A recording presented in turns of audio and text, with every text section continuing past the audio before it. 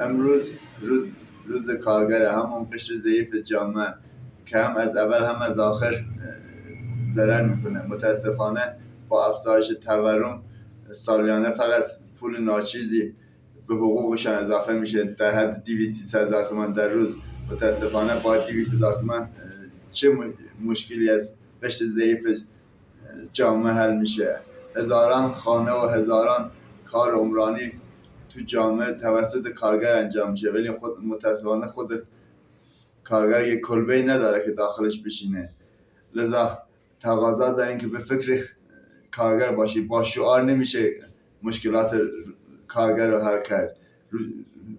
الان صفایی که تو خانه کلبه نشین کارگر است هیچ جا نیست، ولی متاسفانه روز به روز با مشکلات روبروه، هم برای خودش هم برای خانوادهش.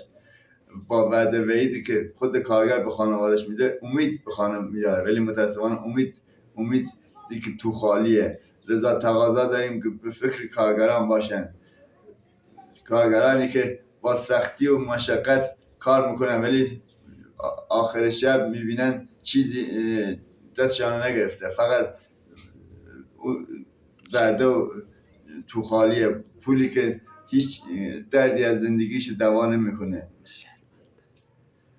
لذا از مسئولین دولت مردان جمهوری اسلامی میخوایم که برابر تورم حقوق کارگر رو افزایش بدن، نه به خاطر مصلحتی که فقط در آن کارگر ضرر میکنه. اگر نه هیچ تورم نه که کم نمیشه، بلکه سرمایه‌دار روز به روز داره سود خودش رو میبره.